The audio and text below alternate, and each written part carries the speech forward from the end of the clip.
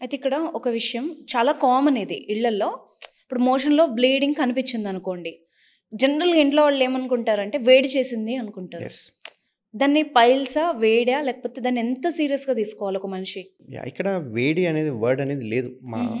మా బుక్‌లో గాని, లేకపోతే ఎక్కడ మెడికల్‌లో వేడి అనేది లేదు. వేడి అంటే ఏంటి?